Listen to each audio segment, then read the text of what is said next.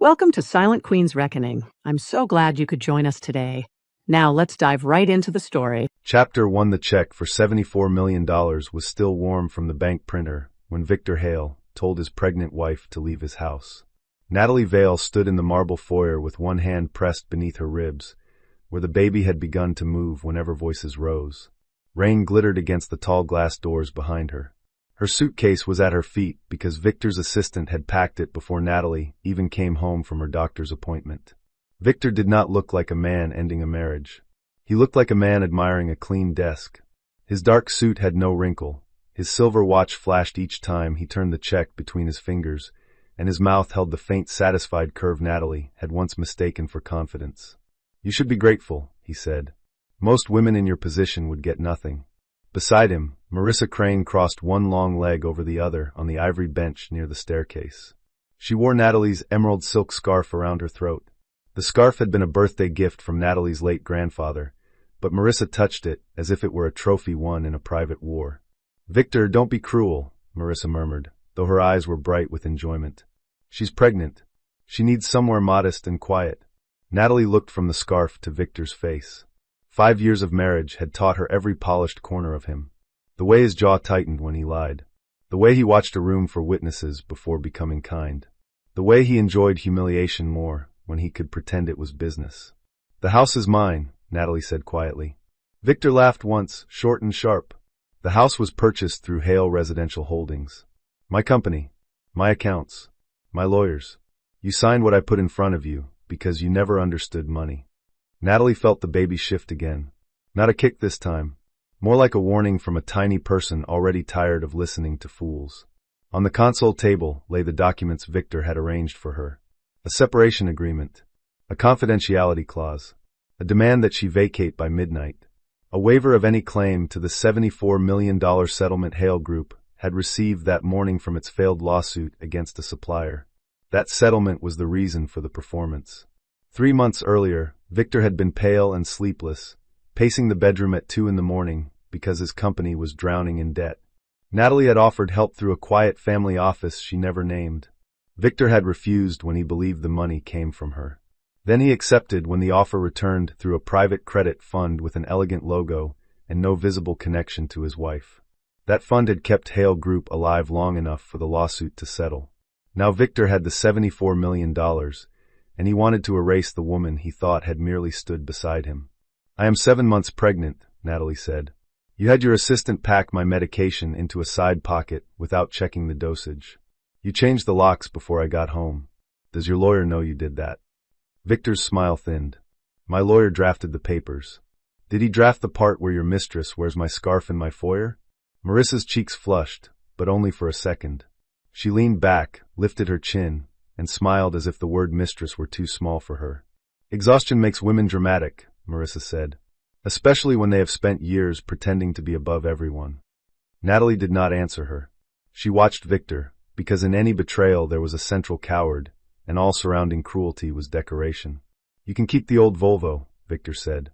"I left the keys in your purse. I am not heartless." The old Volvo had belonged to Natalie's grandmother. Victor had laughed at it for years, calling it a charity case with wheels. He did not know the car was registered to a trust that owned half the street beneath his flagship office tower. Natalie bent slowly and picked up the separation agreement. The baby made her balance strange, and Victor did not move to help. Marissa watched as if hoping Natalie would stumble. The first page named her Natalie and Hale. That was the second mistake. Her legal name had never been Hale. In every serious document, she was Natalie Arden Vale, beneficiary and controlling steward of the Vale Ellison Consortium, a $36 billion private fortune built from logistics, medical infrastructure, ports, patents, and land Victor had walked across without once asking who owned the ground. Hale was the name she used at charity breakfasts and school board dinners. Hale was the name Victor liked because it made him feel like he had absorbed her. But paper remembered what men forgot. Natalie set the agreement back down. Her fingers were steady now. "I won't sign this." Victor's face hardened. "Then I will make the next offer uglier." "No," Natalie said. "You will make the next mistake uglier." For the first time, something uncertain moved behind his eyes. It vanished quickly. Men like Victor did not fear cliffs until the ground had already disappeared. Marissa stood, her heels clicking against marble. "Victor, she is trying to scare you. She has nowhere to go." Natalie looked at the woman wearing her scarf. Marissa was beautiful in a deliberate, expensive way. Golden hair smooth as poured champagne, lips painted the color of fresh cherries, diamond studs large enough to be seen from across a courtroom.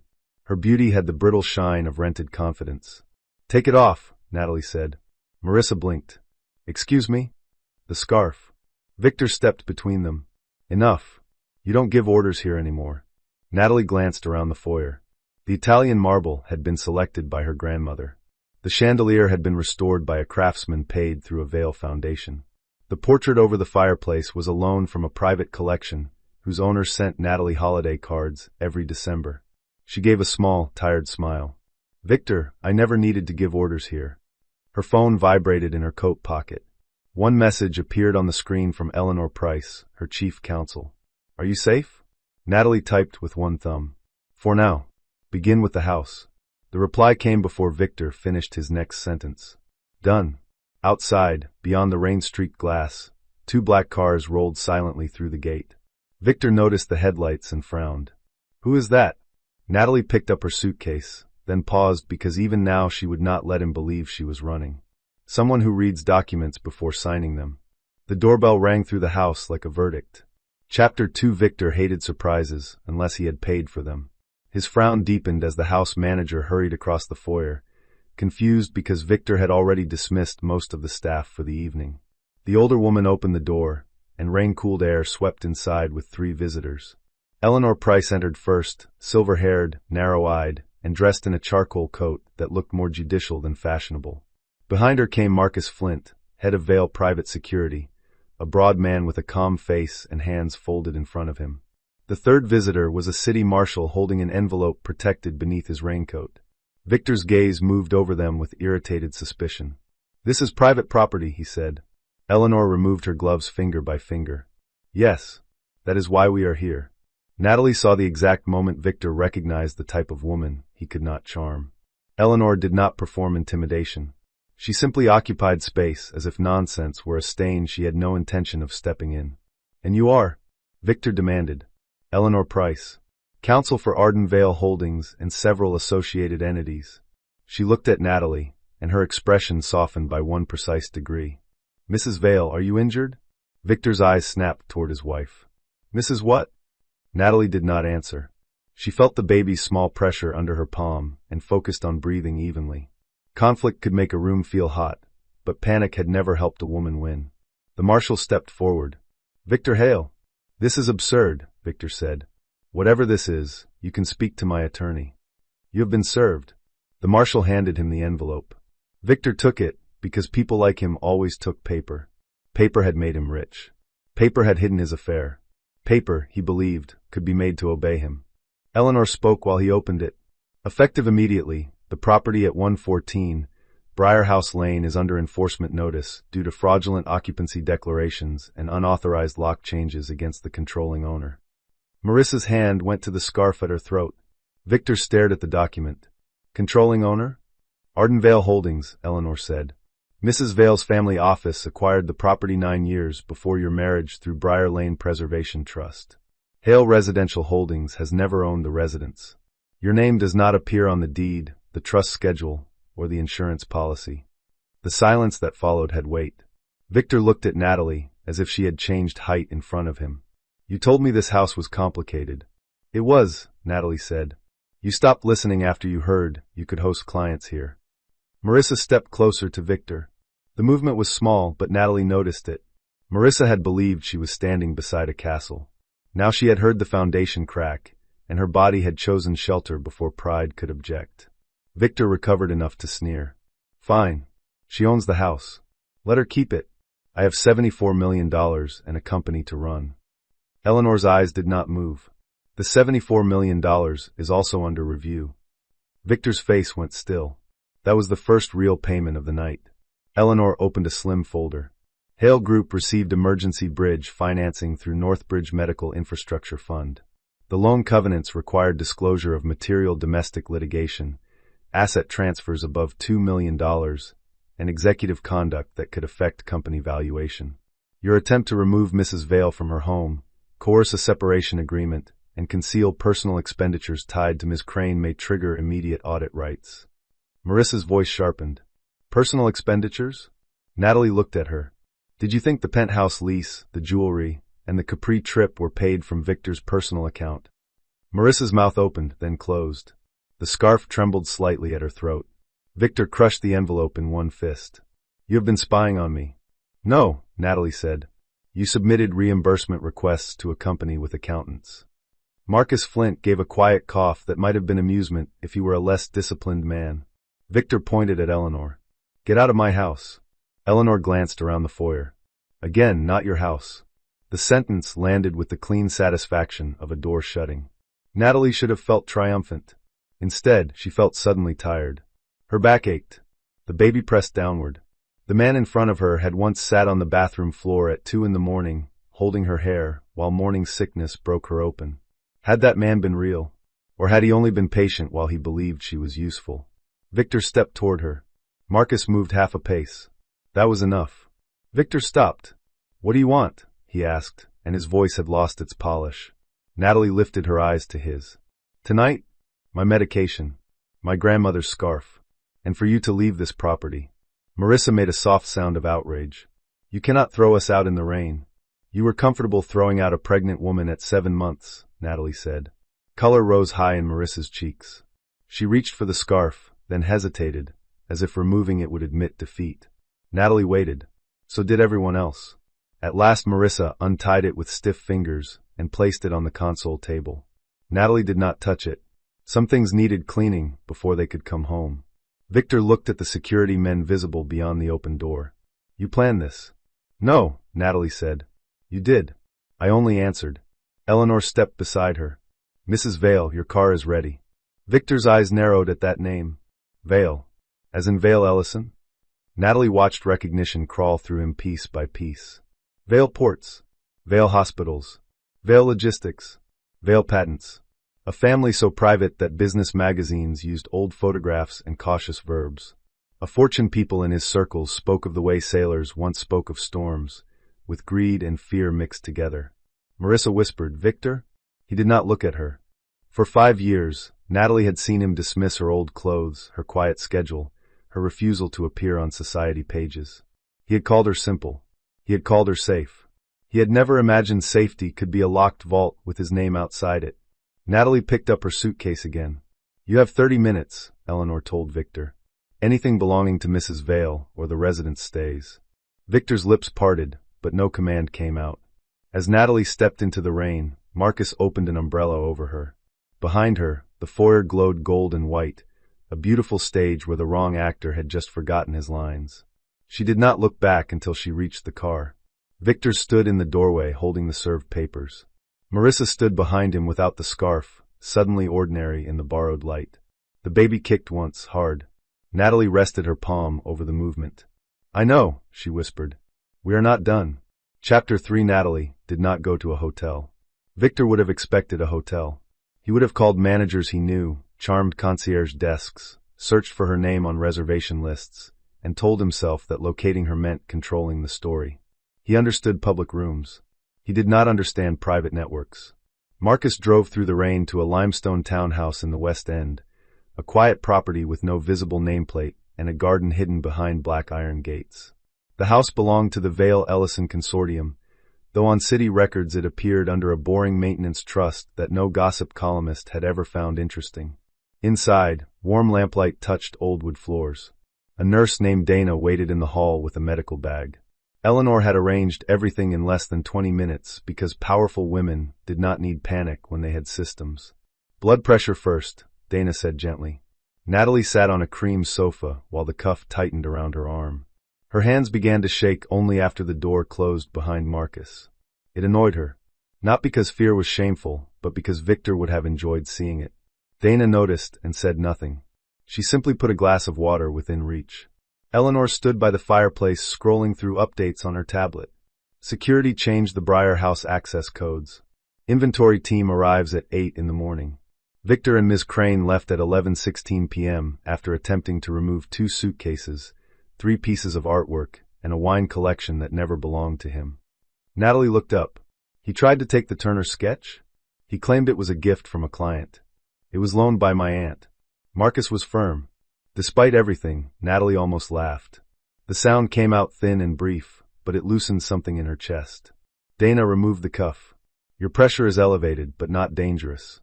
The baby sounds strong. You need rest, food, and no more confrontations tonight. Natalie wanted to obey. Her body wanted it more. But her mind had begun arranging facts, and facts did not sleep simply because the heart was bruised. I need the covenant files, she said. Eleanor looked over her glasses. You need soup. I need both. Soup first. That was the closest Eleanor came to tenderness. Natalie accepted it.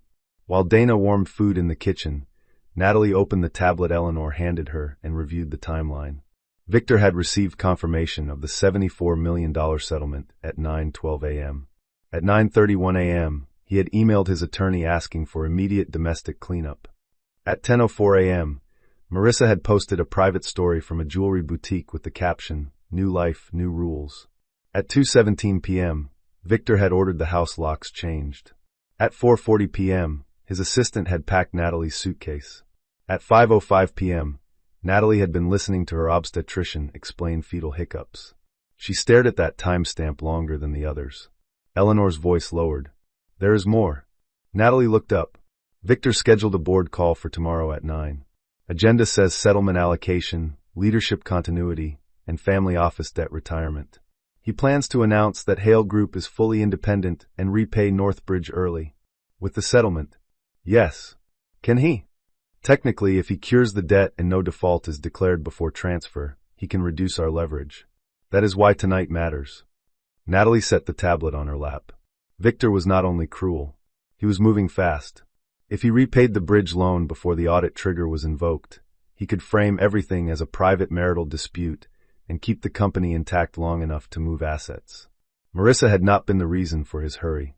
She had been the reward. Prepare the notice of potential default, Natalie said. Send it at 8:30. Not before.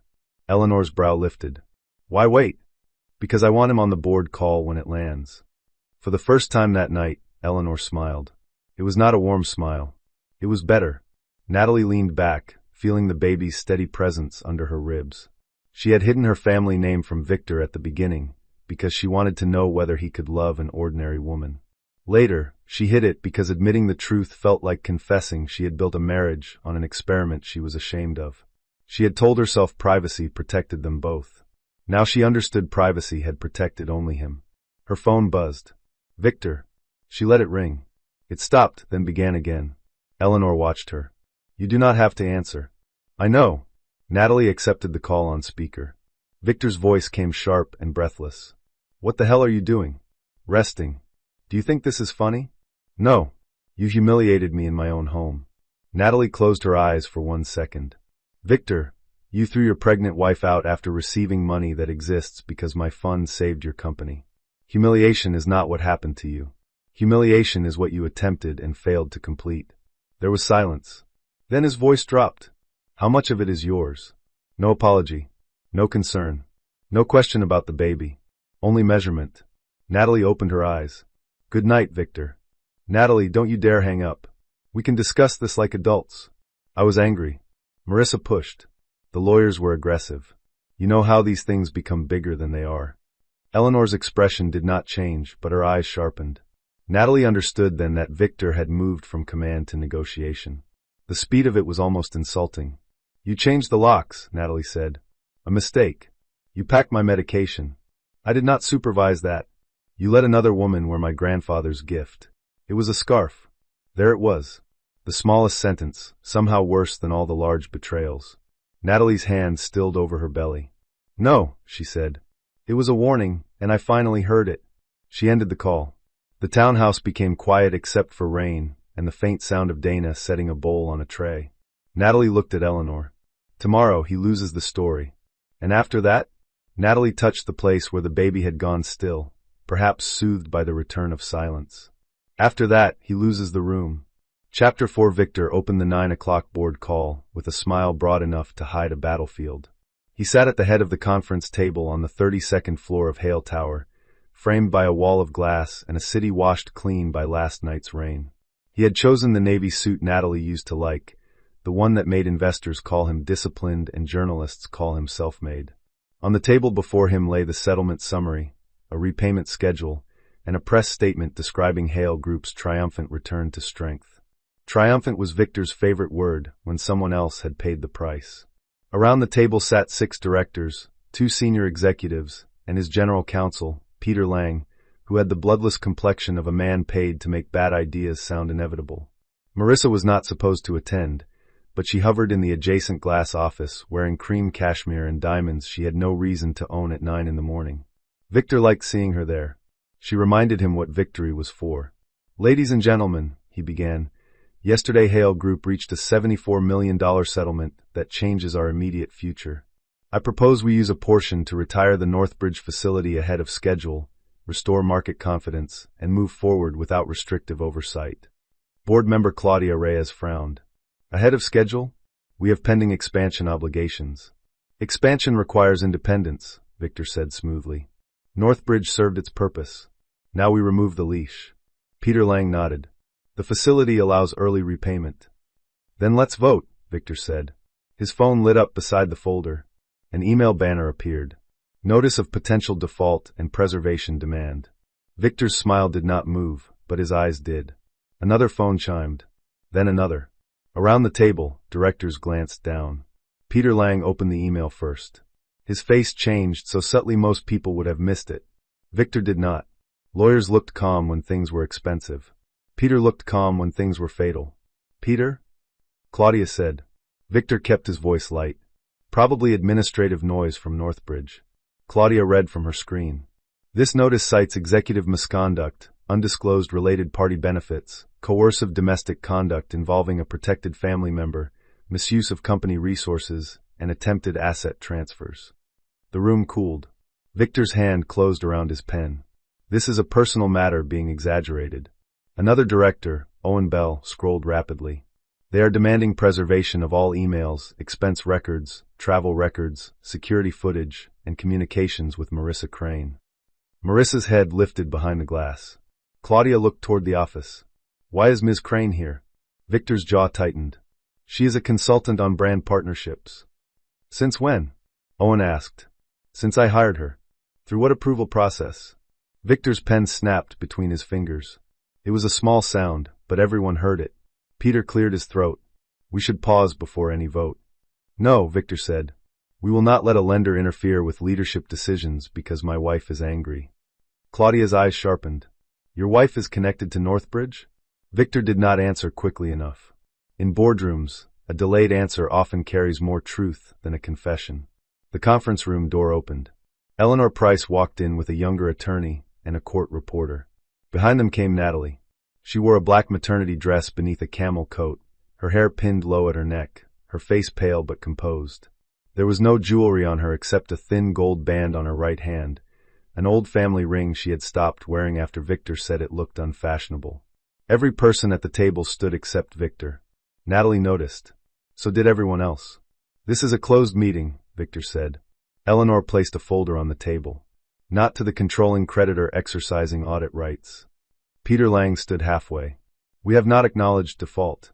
"You do not need to acknowledge gravity for it to function," Eleanor said. Owen Bell coughed into his fist. Natalie remained near the door. She did not take a seat.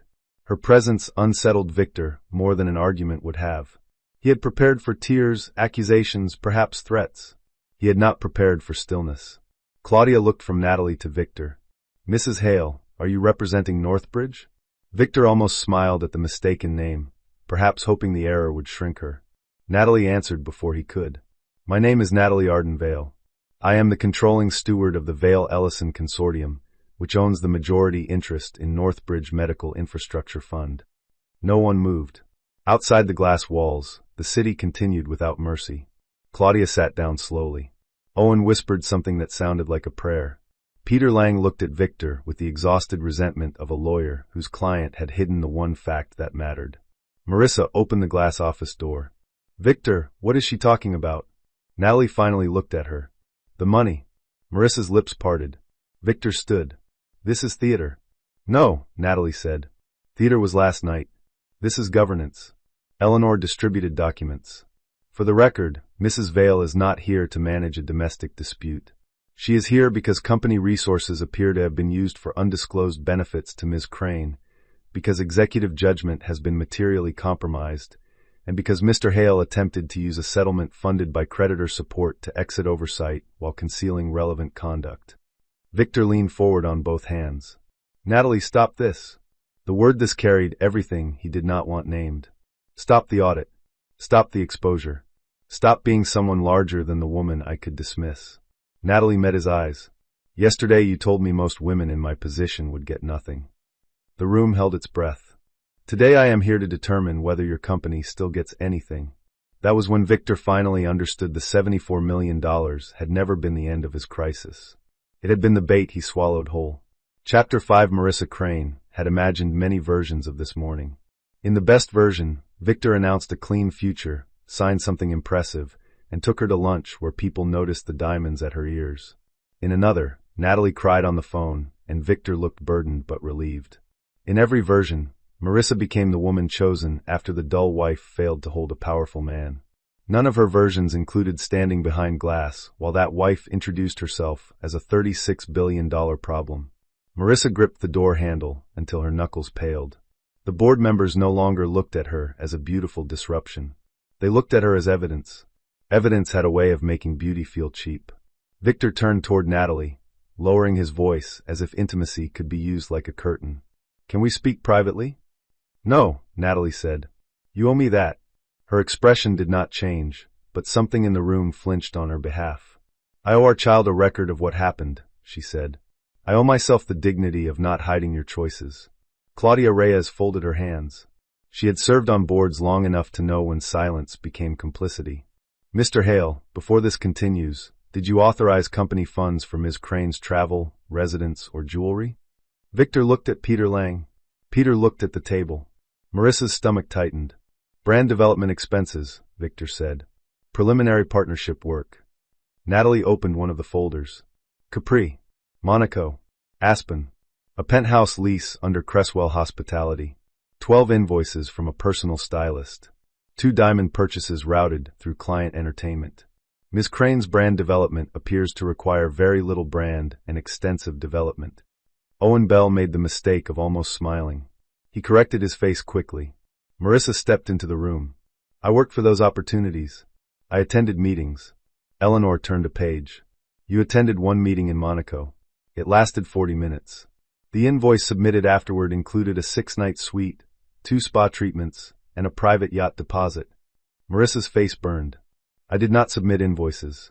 Victor did, Natalie said. Marissa looked at him. There are moments when betrayal changes direction in a room. Natalie saw it happen. Marissa had thought Victor was generous because he adored her. Now she understood he had used company paperwork to buy her, then planned to call her a consultant when the bill came due. Victor felt the shift and hated it. Do not look at me like that, he snapped at Marissa. You enjoyed every second. The room became very still. Marissa stepped back as if he had slapped her. Her smugness cracked, and beneath it Natalie saw something young and frightened. Not innocent, not harmless, but frightened. Natalie did not pity her enough to forget what she had done. She pitied her enough to know Victor had made her disposable too. Claudia looked at Peter. Counsel, does the board have authority to appoint an independent committee? Peter swallowed. Yes. Victor rounded on her. You are not serious. I am very serious, Claudia said. The creditor has demanded preservation. Our CEO is implicated. We need independent review before any settlement allocation. This company has my name on it. Natalie spoke softly. That is becoming one of its liabilities. Victor's face darkened. Careful. Marcus, waiting outside the room, shifted into view through the glass. Natalie did not glance back. She did not need to. Owen Bell leaned forward. Mr. Hale, did you ask Mrs. Vale to sign away claims to the settlement last night? Victor's silence returned. Eleanor slid a copy of the separation agreement across the table. This document was presented to Mrs. Vale at approximately 7:30 p.m. after her access to her residence had been interfered with and her personal medication packed by Mr. Hale's staff. Claudia read the first page. It names her incorrectly. Among other defects, Eleanor said.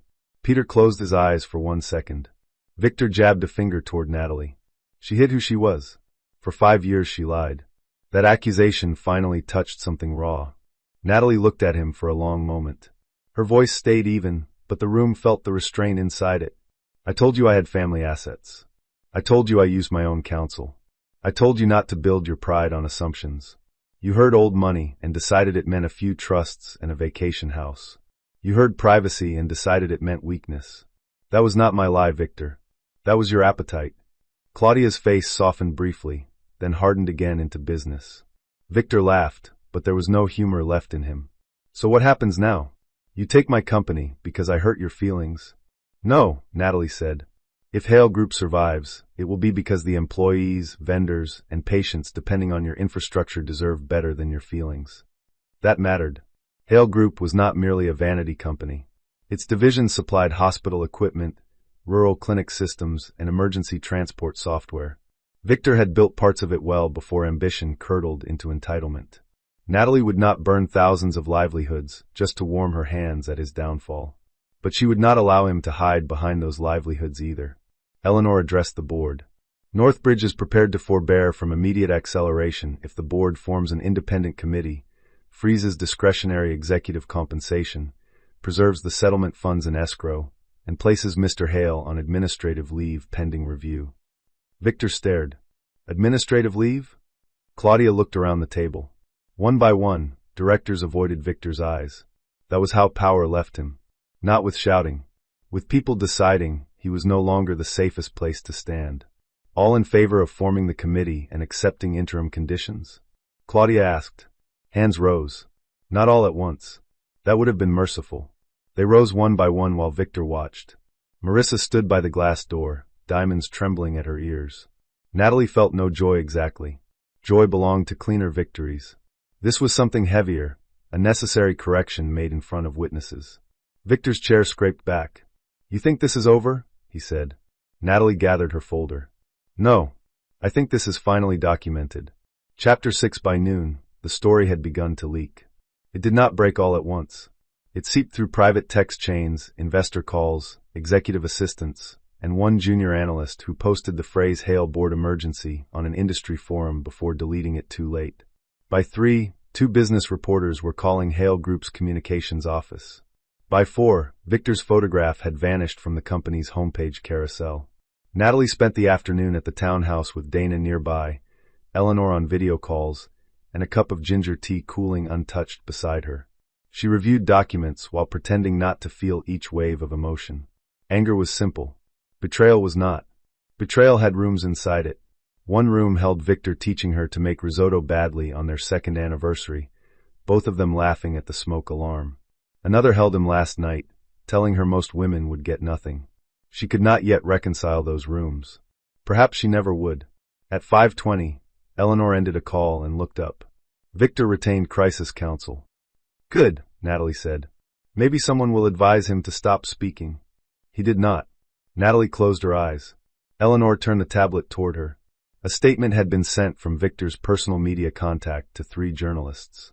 It described him as the victim of a calculated deception by a spouse who concealed extreme wealth while positioning herself to seize a company after a private marital conflict. Natalie read it twice. The first time as a wife.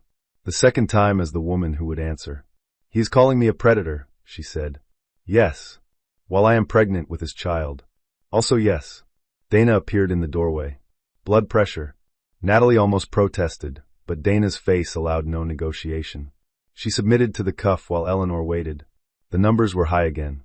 Dana frowned. You need a break. Natalie looked at the statement. Victor had always understood optics. He knew a hidden fortune could be framed as manipulation. He knew some people would resent a woman with money more than a man who used it. He knew pregnancy made her sympathetic, so he would recast himself as trapped. He was not clever enough to win, but he was cruel enough to wound. We answer once, Natalie said. No emotion. Timeline, documents, child safety, governance. Then nothing. Eleanor nodded. Already drafted. Of course she had. The response went out at 6. It did not mention Marissa by insult, only by documented role. It did not call Victor abusive, only described actions, lock changes, packed medication, attempted coerced agreement, undisclosed expenses, audit triggers. It confirmed Natalie Ardenvale's identity, and stated her priority was protecting her child, lawful process, and the employees whose work should not be jeopardized by executive misconduct. At 6:15, the first reporter wrote, "Victor Hale's accusation may have backfired." At 6:20, someone posted a photo of Marissa entering the Hale Tower that morning with the caption, "Brand development?" At 6:30, Marissa called Natalie. Eleanor saw the name and raised an eyebrow. Natalie stared at the screen. "Put it through." Marissa's voice came without its usual velvet. "I did not know about the medication." Natalie said nothing. "I did not know he changed the locks before you came home from the doctor." "But you knew he was married." A quiet breath crossed the line. "Yes." The honesty surprised Natalie more than any excuse would have. Marissa continued, "He told me you had an arrangement. That you stayed married for appearances. That the baby was complicated." The word landed cold. Natalie looked toward the window where evening pressed blue against the glass. "What did he say about the baby?" Marissa was silent too long. "Tell me," Natalie said. "He said he was not sure it was his." For a moment the room narrowed to a point. Dana stepped closer, seeing Natalie's face change. Victor had not only betrayed her. He had prepared a story for the child. A shadow waiting before birth. Natalie inhaled slowly. Her hands wanted to shake, so she folded them. "Why are you calling me?" Marissa's voice broke around pride. "Because he just told his lawyers I handled the invoices. He said I demanded the purchases. He said I manipulated him." Natalie was not surprised. That made it uglier. "Did you?" "I liked the gifts," Marissa said, quieter now. "I liked being chosen. I was stupid and vain and cruel to you. But I did not steal from his company." Natalie believed the last sentence.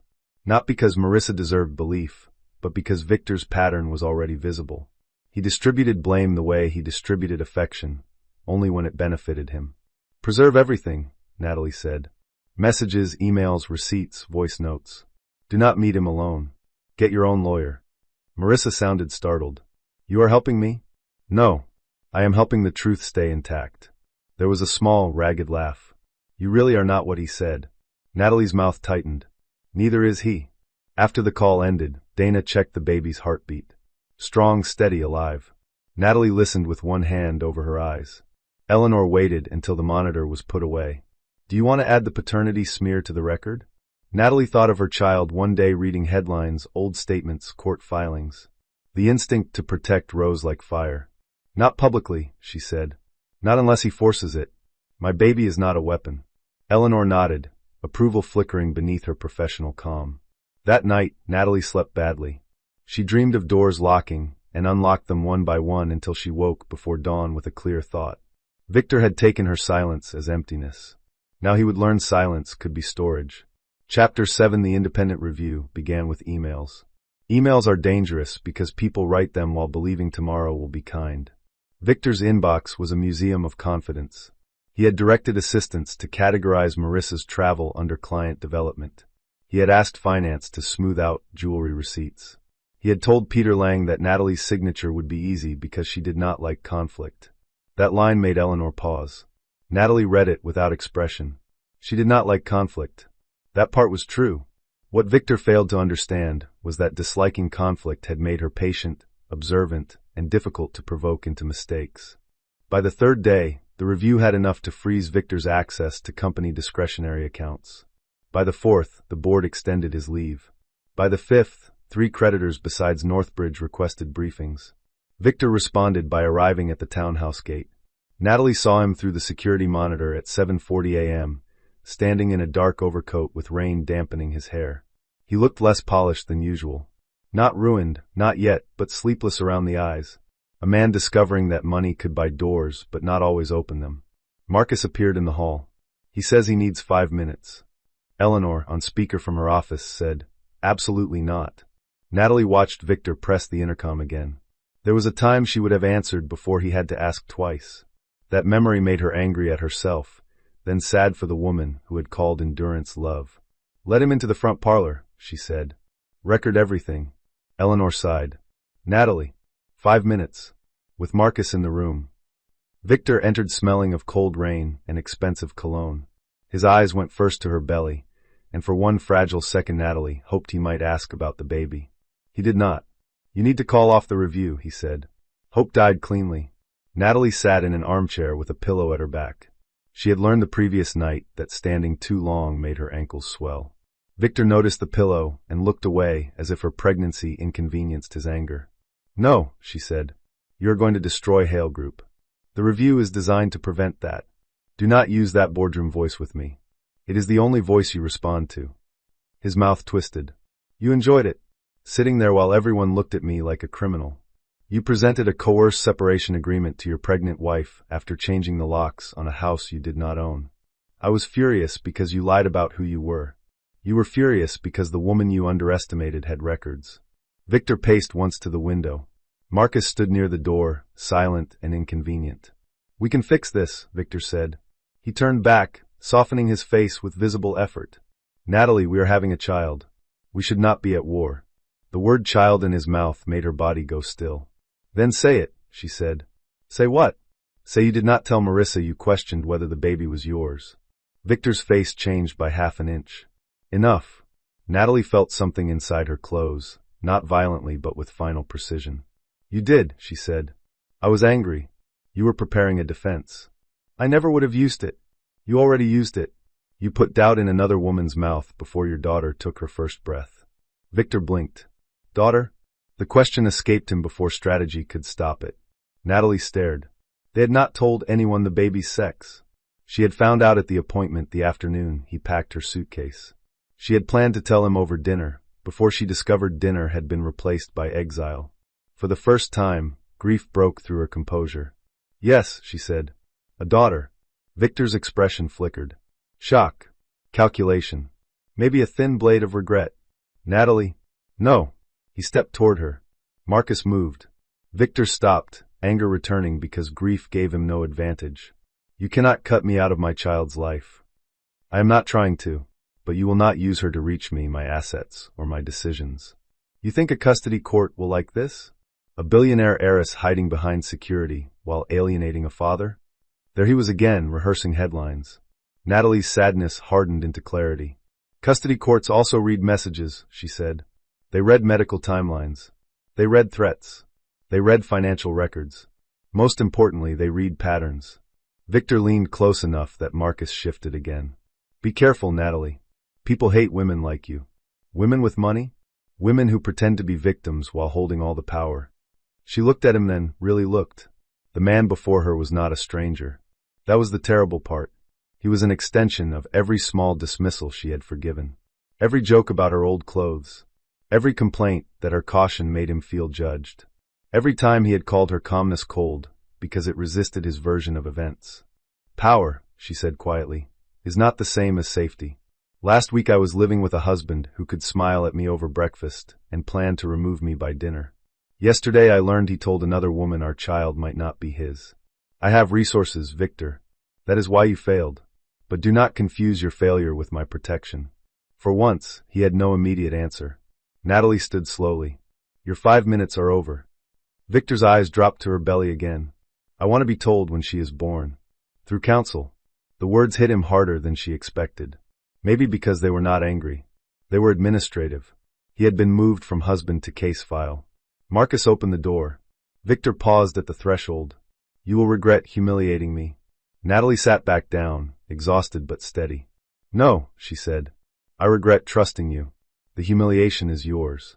Chapter 8. The first public hearing was not supposed to be dramatic.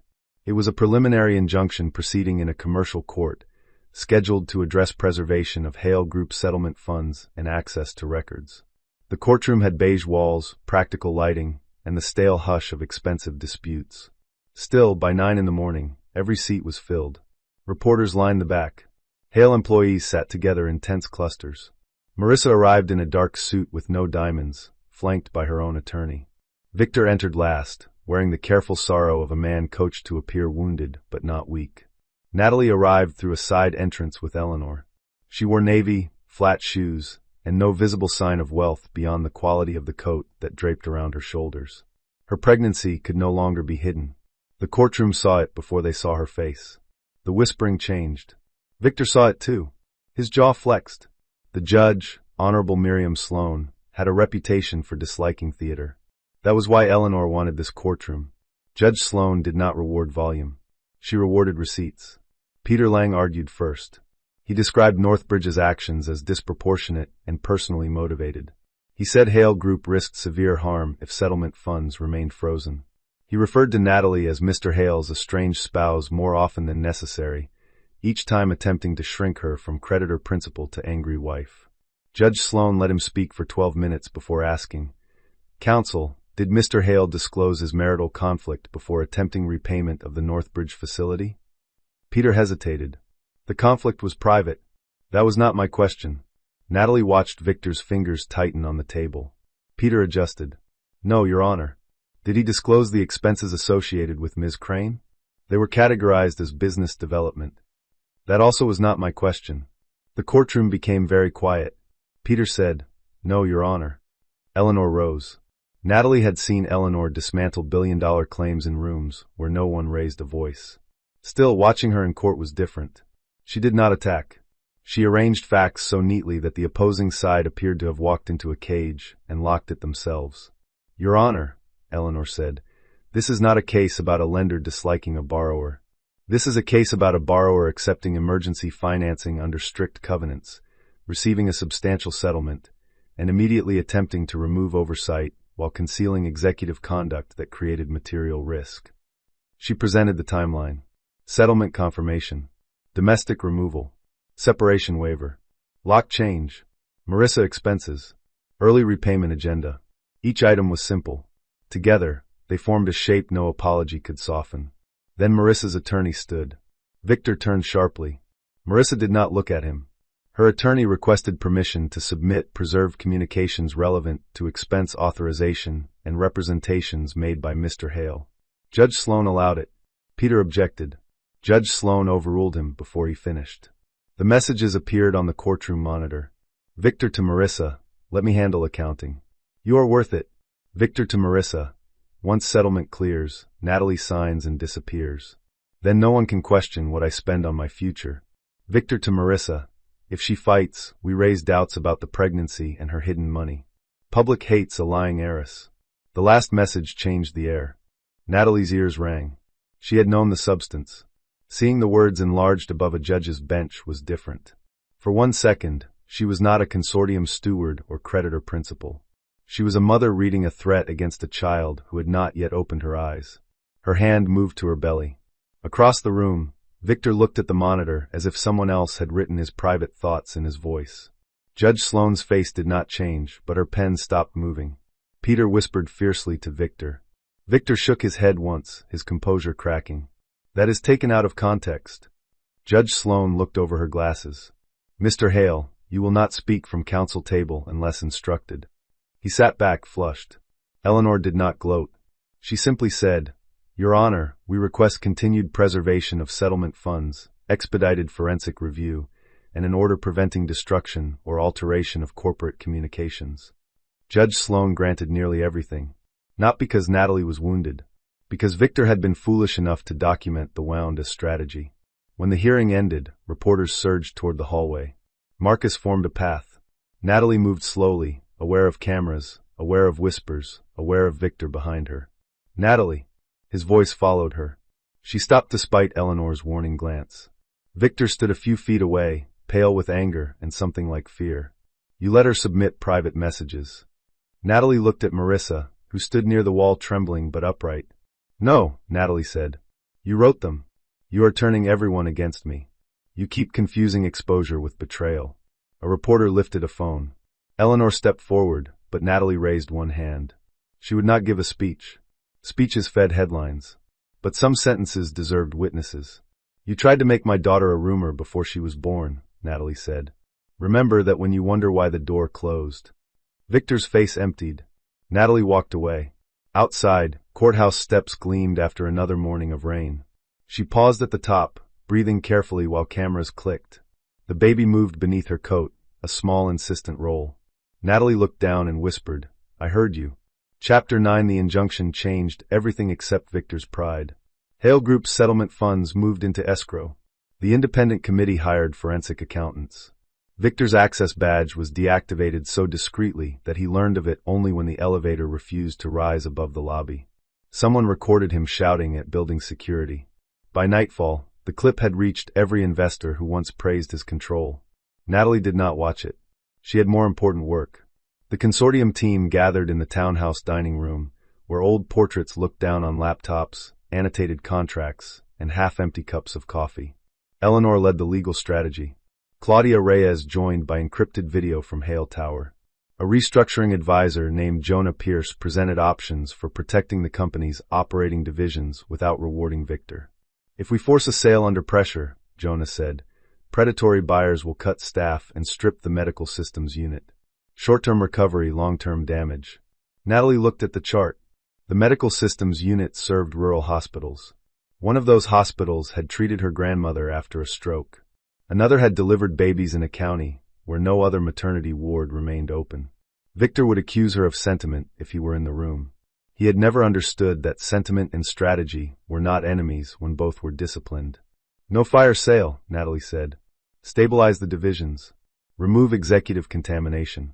Offer bridge support tied to governance reform and employee protections. Jonah nodded. That means you are effectively rescuing his company again. No, Natalie said. I am rescuing the parts he used as cover. Eleanor made a note. Claudia's face on screen showed fatigue and relief. The board can support that if Victor is formally suspended and later removed for cause. Can you get the votes? After court? Yes. The practical conversation steadied Natalie. Betrayal had made the world feel slippery. Numbers, covenants, and board procedures gave it edges again. At 10, the meeting paused. Dana insisted Natalie eat. The others pretended not to notice when the nurse put a plate directly in front of her, like a commandment. Eleanor waited until Natalie had taken 3 bites before saying, Your mother called. Natalie froze. Of all the battles ahead, that one had the oldest roots. Helena Vale lived mostly in Geneva and spoke in polished sentences that could praise and punish in the same breath. She had warned Natalie against marrying Victor. Not because he lacked pedigree, as tabloids would have assumed, but because he performed humility the way some men performed charity, best when watched. Natalie had defended him then. Love makes advocates of people who should be witnesses. What did she say? Natalie asked. She is flying in. Of course she is. Eleanor's mouth softened. She asked if you were safe. Natalie looked down at her plate. And after that? She asked whether you wanted her to bring the old blue nursery quilt. That undid Natalie more than the court messages. She put down her fork, pressing 2 fingers beneath her eyes. Her mother was difficult, proud, and often cold in the way women become when generations have punished them for warmth. But the blue nursery quilt had belonged to Natalie's father, then Natalie, and now perhaps to her daughter. Eleanor tactfully studied her notes. Natalie recovered after a moment. Tell her yes. At 11:30, a new email arrived from Victor's counsel proposing confidential settlement discussions. The offer was insulting in its confidence. Victor would resign as CEO after 6 months, retain founder shares, receive a consulting agreement, and agree not to contest custody if Natalie released personal claims and withdrew any support for criminal referral related to expenses. Eleanor read it aloud with increasing dryness. Jonah said, He wants a golden parachute wrapped in a parenting threat. He wants time, Natalie said. For what? She considered the question. Victor had lost access to company accounts. His public image was cracking. Marissa had turned over messages. The board was moving. What did men like him do when control failed? They found a stage. Check tomorrow's calendar, she said. Eleanor searched. Hale Group Annual Leadership Summit. It was supposed to open tomorrow evening at the Meridian Hotel. Natalie leaned back. Can he still attend? Claudia answered from the screen. Technically yes, unless the board bars him. The summit includes employees, vendors, press, and regional partners. There it was. Victor would not win in court. He would try to win the story in public. He would stand before employees and cast himself as the founder under attack by hidden wealth. He would use their fear as a shield. Natalie felt the baby press beneath her palm. Do not bar him, she said. Eleanor's eyes narrowed. Natalie, if he wants a stage, let him step onto one with lights. Claudia looked wary. That could be risky. So is letting him rehearse persecution for 6 months. Eleanor studied her. What are you planning? Natalie looked at the summit agenda. Victor's keynote title was still listed, Building What Lasts. The irony was almost generous. A correction, she said. Chapter 10. The Meridian Hotel ballroom could hold 800 people, and by 7 on Thursday evening it held more fear than celebration. Hale Group employees stood in clusters beneath chandeliers, speaking in low voices. Vendors watched the entrances. Reporters pretended to admire the floral arrangements while checking their phones. The company banner still showed Victor's profile beside the words "Building What Lasts," though someone had quietly removed his title from the program. Victor arrived to a scatter of uncertain applause. He wore black tie and a wounded expression. Marissa was not with him. That absence was strategic, but the room noticed anyway. So did Natalie, watching from a private room above the ballroom with Eleanor, Claudia, and Marcus. On the monitor, Victor moved through the crowd shaking hands. He paused longer with employees, touching shoulders, lowering his head as if receiving condolences. He was good at this. Natalie had loved that once, his ability to make people feel personally seen. Now she understood, he also measured them while smiling. Claudia crossed her arms. He changed the keynote title. The screen zoomed to the podium card. Truth, Loyalty, and the Future of Hale. Eleanor made a sound of disgust. Subtle. Natalie stood carefully. The black dress she wore skimmed her belly. Over it, she had placed a cream coat with a high collar, not armor exactly, but close enough. Her mother's plane had landed an hour earlier, and Helena was already downstairs in the ballroom, seated near the front like a blade wrapped in pearls. Ready? Eleanor asked. Natalie looked at the monitor. Victor had reached the stage. Not ready, she said, but clear. Victor began with gratitude. He thanked employees for their loyalty, partners for their patience, and families for their sacrifice. He spoke about building from nothing, about storms, about the danger of outsiders who did not understand the soul of a company. He did not name Natalie at first. He let the shape of accusation form before giving it a target. Many of you have read stories this week, he said. Stories about my family. My marriage. My company.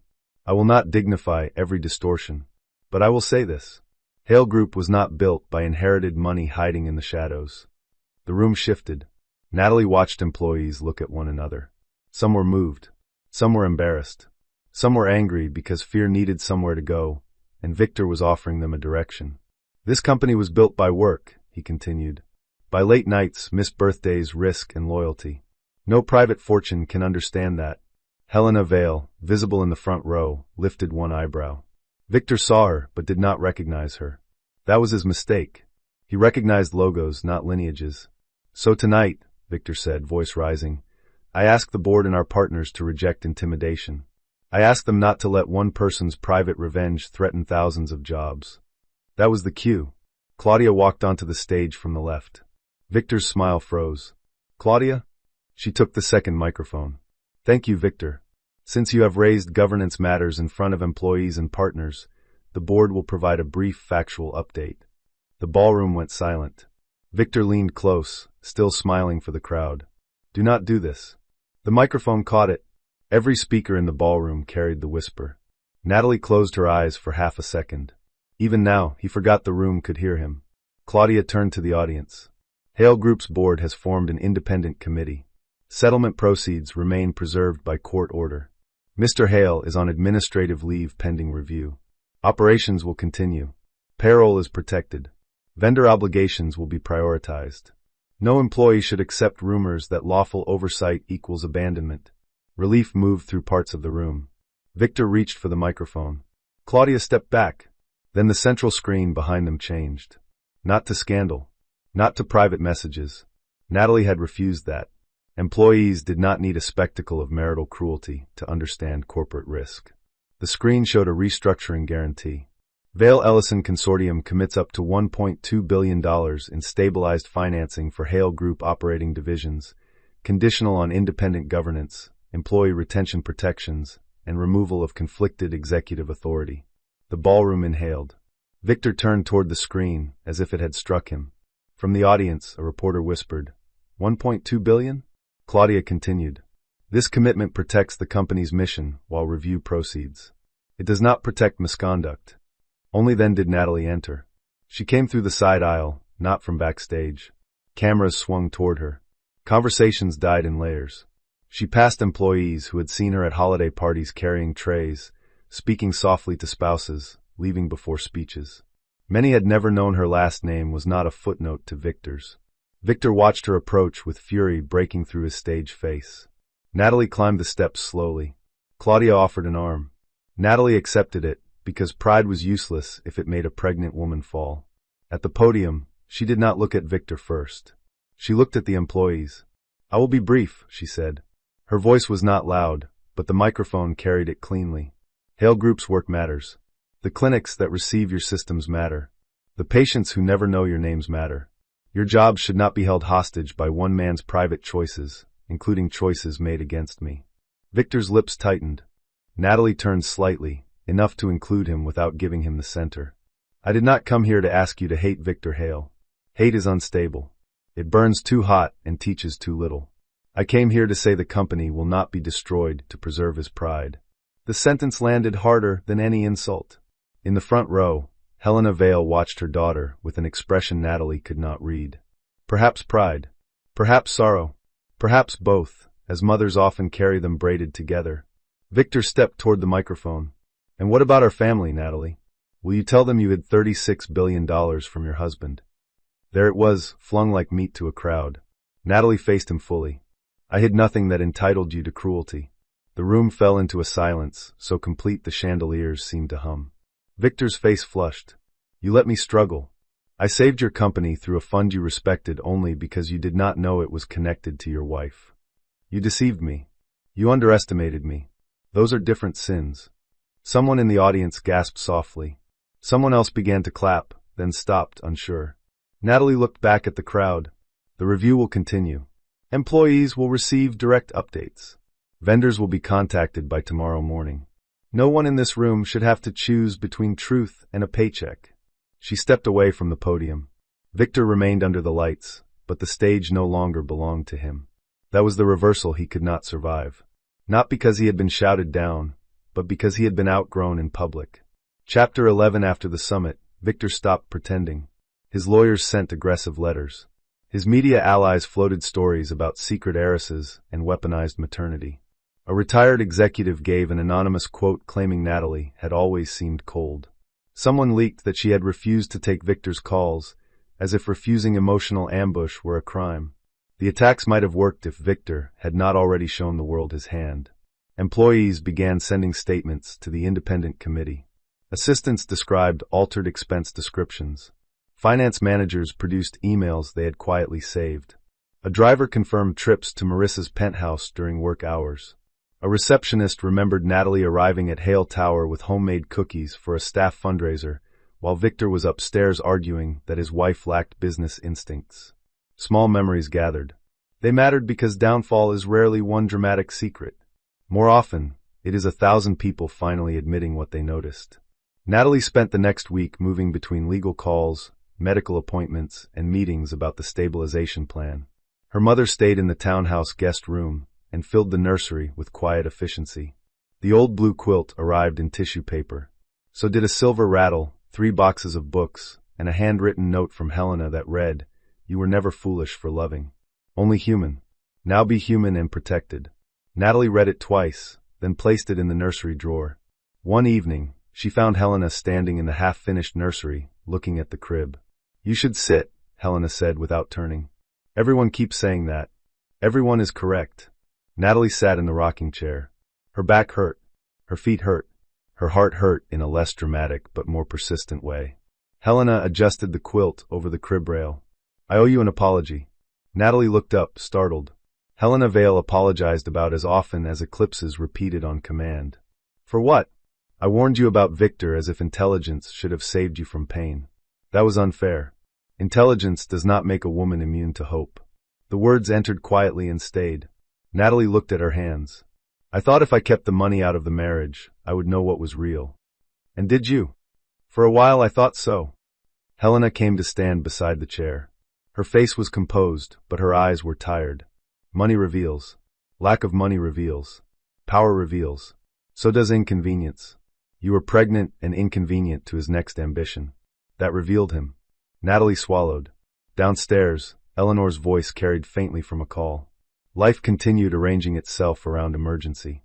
"I still feel ashamed," Natalie admitted. "Because he betrayed you?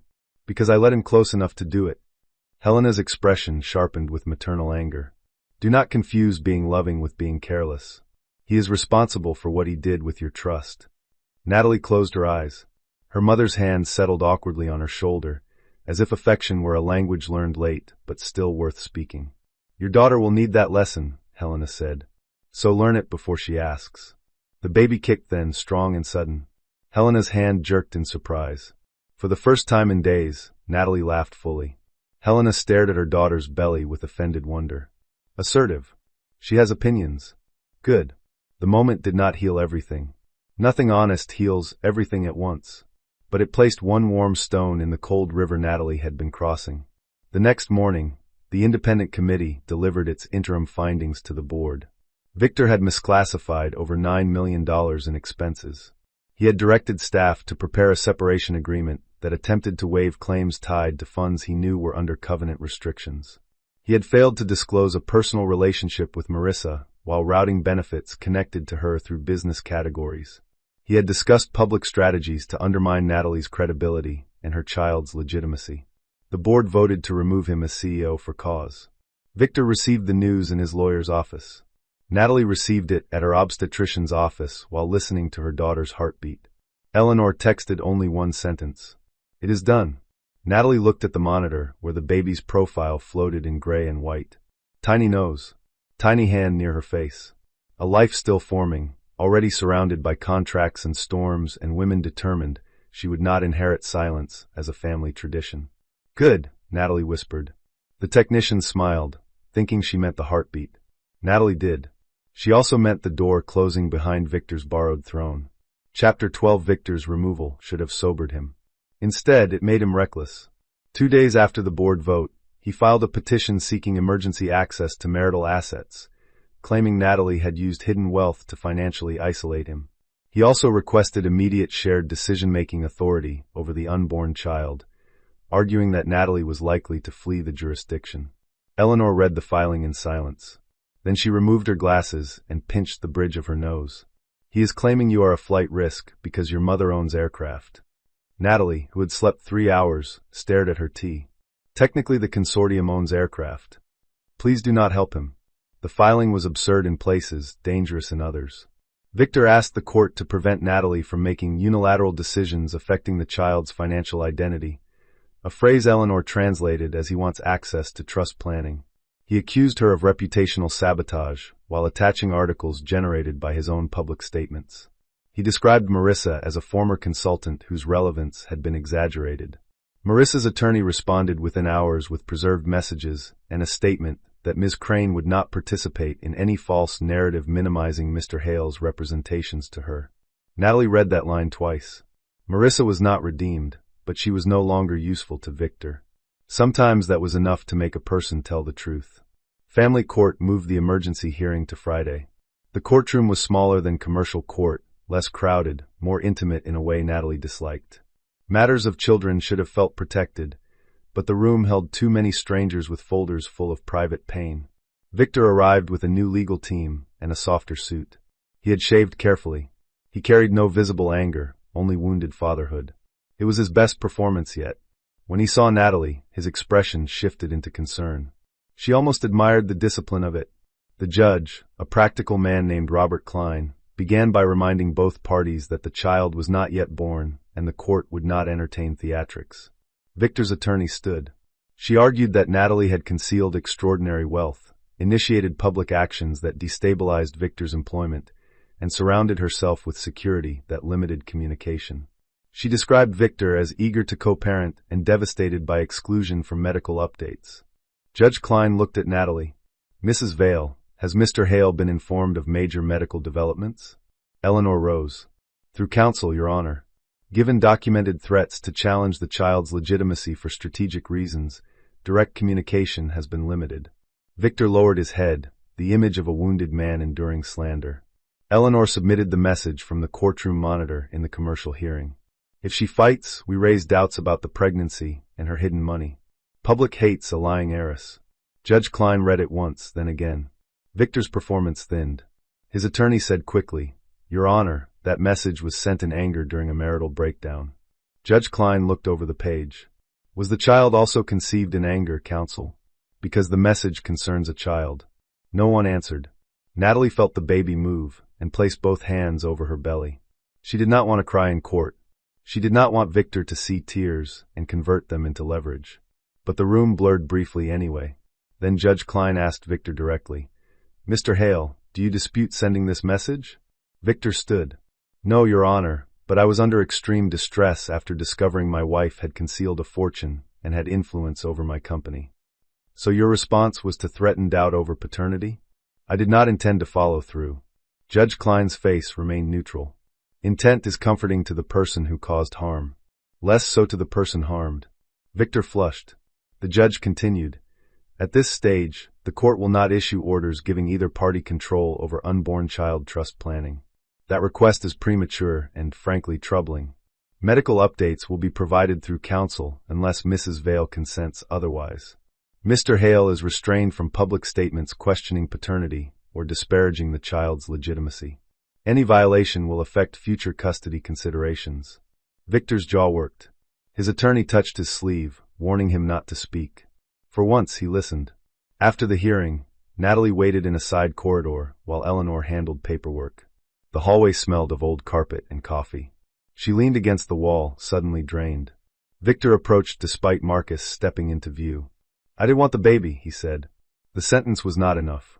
It was also not nothing. Natalie studied him. Without the stage, he looked smaller. Still handsome, still dangerous, but less inevitable. "Wanting is not parenting," she said. His eyes reddened, whether from anger or grief she could not tell. "Do you plan to erase me?" "No.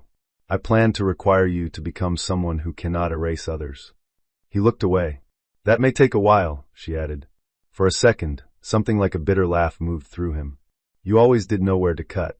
"No," Natalie said. "I learned from where you struck." Marcus escorted her to the car. On the drive home, Natalie watched the city pass in strips of gray stone and winter light. She did not feel victorious. She felt protective. There was a difference, and she was beginning to trust it. Chapter 13, the new structure of Hale Group, was announced 3 weeks later. Victor's founder shares would be placed under voting restriction pending final review. The medical systems and rural infrastructure units would receive stabilization, funding through a Vale Ellison facility with strict oversight. Claudia Reyes would serve as interim chair. Jonah Pierce would lead restructuring. Employees would keep benefits through the transition. Executive perks would be reviewed, trimmed, and in several humiliating cases, eliminated. The announcement did not mention Natalie's marriage. That was deliberate. The work was bigger than Victor, and Natalie refused to make every rescued paycheck a footnote to his affair. Still, the public understood enough. Headlines wrote themselves. Pregnant heiress saves company after husband's ouster. Hale Group founder removed after mistress expense scandal. The $36 billion wife Victor Hale never saw coming. Natalie hated the last one least, though Eleanor said that was because it sounded like a bad movie and bad movies at least knew they were fiction. Marissa disappeared from the city for a while. Through her attorney, she returned jewelry purchased with company funds and provided testimony to the review. She also sent Natalie one handwritten note. "I cannot undo what I participated in. I can only stop lying for him. I am sorry for the scarf." Natalie kept the note in the legal file, not the memory box. Apologies had places. Not all of them were intimate. Victor moved into an apartment owned by a friend and began consulting with a reputation firm.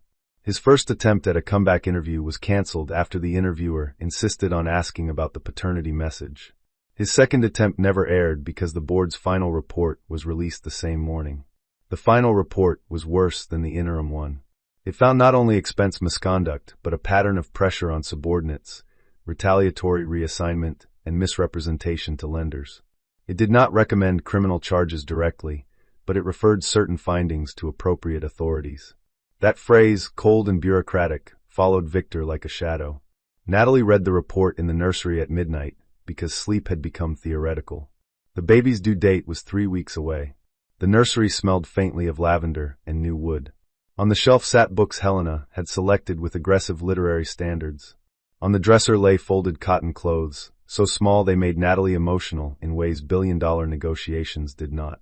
She stopped reading at a paragraph describing Victor's instruction to staff, "And will not fight if we make it embarrassing." And not Natalie. Not wife. Not mother of his child. A letter to be managed. She closed the report. There would always be people who mistook gentleness for a lack of teeth. The lesson was not to become cruel first. The lesson was to keep one's teeth and still choose carefully when to show them. Her phone rang softly. Victor. She considered ignoring it. Then she saw the time and answered through the recorded line. Is something wrong? She asked. His voice was hoarse. I read the report. So did I. Some of it looks worse than it was. Natalie said nothing. He exhaled. Most of it was exactly what it was. That was new. She waited. I am not calling to fight, he said. My lawyer told me not to call at all. Your lawyer is improving. A faint broken sound came through, almost a laugh, almost not. I found the sonogram picture, Victor said.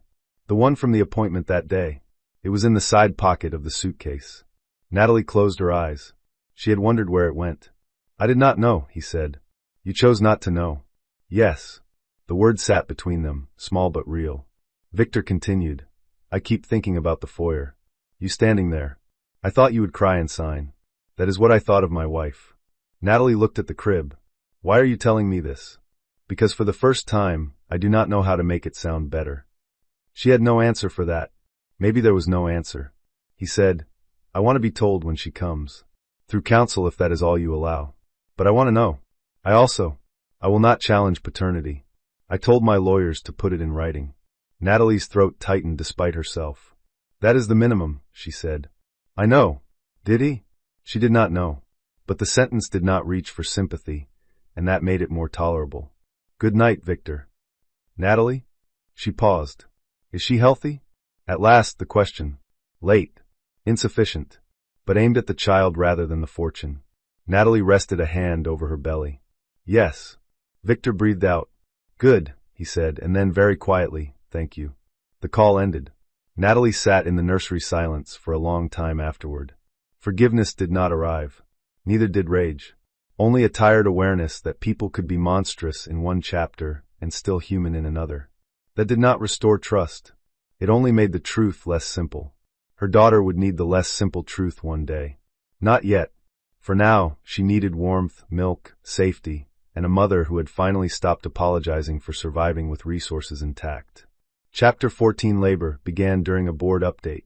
Jonah was explaining vendor continuity when Natalie felt the first unmistakable contraction wrap around her spine and tighten across her abdomen like a hand closing. She stopped mid-note, placed her pen down, and stared at the screen. Eleanor, who had developed an alarming ability to read Natalie's breathing, said, How far apart? Do not start. That was not an answer. Helena appeared in the doorway, already holding Natalie's hospital bag. 7 minutes. I have been timing. Natalie looked at her mother. You have been timing my contractions without telling me? You were busy. Jonah's face on the screen went pale. Should we adjourn? Yes, Eleanor said. No, Natalie said. Everyone ignored her. The ride to the hospital was not cinematic. There was traffic. Natalie cursed once with such precision that Marcus, driving, pretended sudden interest in the windshield. Helena sat beside her in the back, one hand offered but not forced. Natalie took it during the third contraction and nearly crushed her mother's fingers. Good grip, Helena said tightly. Do not make this a leadership metaphor. I would not dare. At the hospital, privacy protocols unfolded around her. Dana was already there. Eleanor notified Victor's counsel that labor had begun, as agreed. Natalie focused on one step, then another, then the impossible arithmetic of pain and time. Hours narrowed her world to breath, instruction, pressure, and the fierce animal knowledge that her body was no longer an object in anyone else's story. It was a gate. It was work. It was hers. At 2:18 a.m., her daughter was born.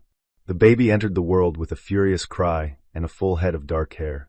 The doctor placed her on Natalie's chest, warm and slippery and astonishingly real. For a moment, every legal document, headline, betrayal, and board vote fell away. There was only the weight of a new life and the wild rearrangement of love. Natalie cried without restraint. Helena cried too, though she later denied it with aristocratic commitment. Hello, Grace, Natalie whispered. She had chosen the name the night after court. Not because grace meant softness, but because true grace was not passive. It was the strength to remain whole without becoming what hurt you. Grace Vale Hale blinked at the world as if unimpressed by its previous management. Eleanor arrived at dawn with coffee she was not allowed to bring into the room, and flowers she pretended someone else had selected. Victor's written acknowledgement had come through counsel at 3:04 a.m. No paternity challenge. No media statement. Request for a photograph if and when Natalie consented. Natalie read the message while Grace slept against her. Helena watched from the window. You do not have to. I know. She looked at her daughter's face. Grace had Victor's mouth. That hurt. Then Grace yawned with such offended drama that Natalie laughed, and the hurt loosened enough to breathe around it. One photograph, Natalie said. No posting. No forwarding beyond counsel. He can see that she is here. Eleanor sent it through the agreed channel. Victor's reply came 20 minutes later. She is beautiful. Thank you. I am sorry. Natalie did not answer. An apology sent to a hospital room could be true and still too small for the damage. She let it remain unanswered because not every sentence deserved immediate care.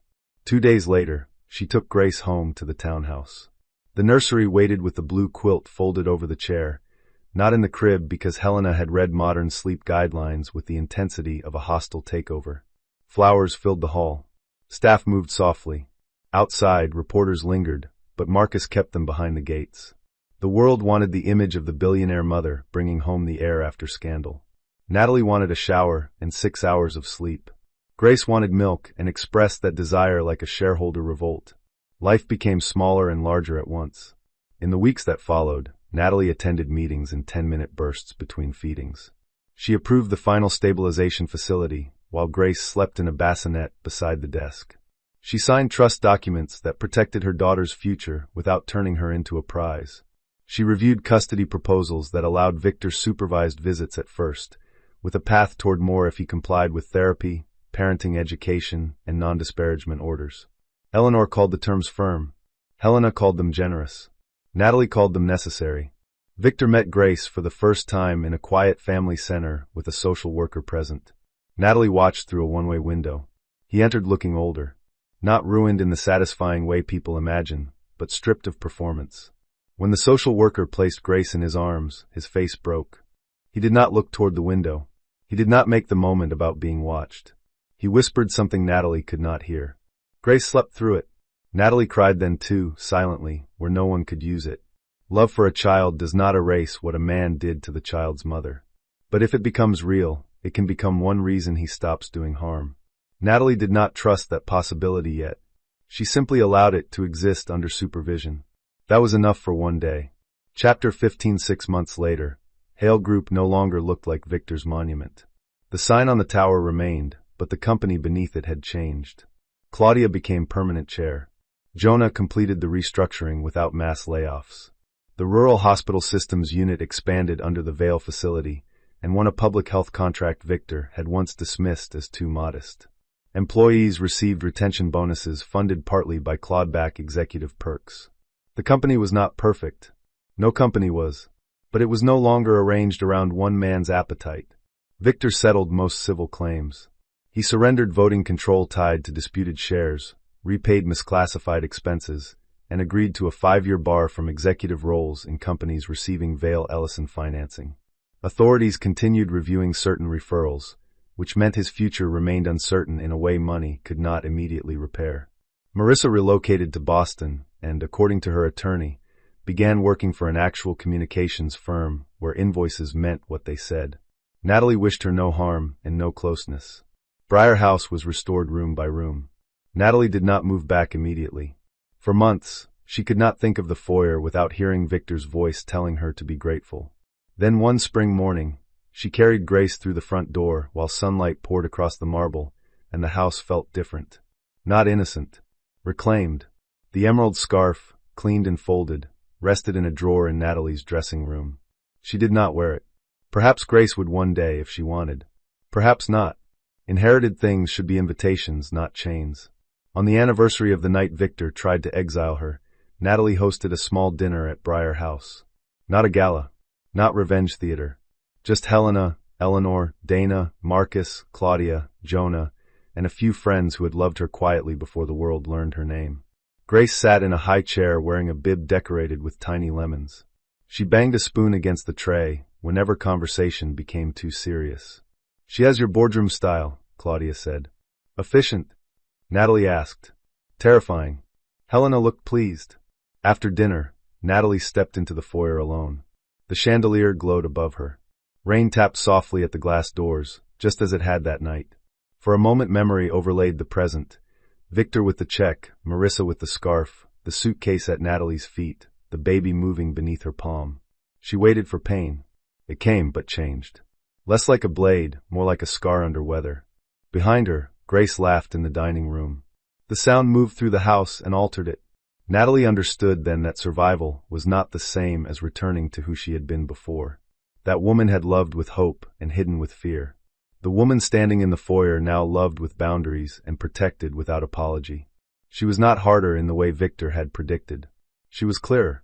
Her phone buzzed with a message from Victor. Grace's pediatric update had gone through the parenting app that morning. He had responded, "Thank you. She looks happy." Natalie considered the words. They contained no demand, no performance, no hook hidden beneath concern. Progress, perhaps, or simply restraint. She no longer needed to decide quickly. She typed back, "She is." That was all. In another life, she might have written more. In this one, she had learned the mercy of enough. Eleanor appeared in the doorway with 2 cups of tea. "You vanished." "Just thinking." "Dangerous habit." Natalie accepted a cup. "It saved me." Eleanor looked around the foyer. "No. You saved you." The habit helped. They stood together in companionable silence. At last Eleanor said, "Do you ever regret not burning him completely?" Natalie watched rain trace silver lines down the glass. "Some days," she admitted. "Then I remember Grace will grow up asking who we became after we were hurt. I want an answer that does not depend on destruction." "Very noble. Very annoying." Eleanor smiled. Natalie looked back toward the dining room, where Grace had begun conducting the adults with her spoon. A $36 billion fortune could buy privacy, lawyers, houses, aircraft, and entire futures rearranged on paper. It could not buy the moment a child laughed in a room, once used to humiliate her mother. It could only protect the path toward that moment. Victor had thought $74 million gave him permission to discard her. He never understood that money was never Natalie's greatest asset. Her greatest asset was the part of her he mistook for weakness. The patience to watch, the discipline to wait, and the courage to leave the door with her head high before returning to change the locks herself. That night, after everyone left and Grace slept beneath the careful glow of the nursery lamp, Natalie stood beside the crib and touched the blue quilt folded over the chair. "You will hear many stories about power," she whispered to her daughter. "Some people will tell you power is loud. Some will tell you it is cruel. Some will tell you it belongs to whoever can take the most." Grace slept on, one tiny fist curled beside her cheek. Natalie smiled. "They are wrong. Power is knowing what you can destroy and choosing what you should protect. Power is leaving before bitterness becomes your home. Power is refusing to let someone else's betrayal become the shape of your heart." Outside, the rain stopped. Morning would come with more work, more documents, more imperfect conversations, more life insisting on itself. Natalie was ready for all of it, not because she had never been broken, because she had learned that being broken open could reveal where the light had been waiting. She turned off the lamp, left the nursery door slightly open, and walked down the hall of the house that had always been hers. Chapter 16. The following summer, Natalie returned to Hale Tower for the first time without lawyers. The lobby had changed. Victor's portrait was gone, replaced by a wall of employee photographs from clinics, warehouses, call centers, and field installations. Grace slept against Natalie's shoulder in a pale cotton dress, one hand curled around the collar of her mother's jacket. The security guard at the desk smiled at the baby before remembering who Natalie was and straightening too quickly. "Good morning, Mrs. Vale." Natalie smiled back. "Good morning, Aaron." He looked startled that she remembered his name. She remembered many names. Quiet women often did. Upstairs, Claudia was hosting a small ceremony for the rural systems team. Their software had helped reopen 2 maternity units in counties that had almost lost them. No one mentioned Victor in the speeches. That absence felt less like erasure and more like recovery. The work had survived him, and survival had given it new ownership. Near the windows, Natalie saw a young analyst whisper to another employee while glancing her way. Years ago, that might have made her retreat. Now she simply adjusted Grace on her hip and walked over. "Is there a question I can answer?" she asked. The analyst blushed. "Sorry. I was just saying I heard you saved the company." Natalie looked around the room. Engineers laughed beside nurses. A logistics manager hugged a hospital administrator.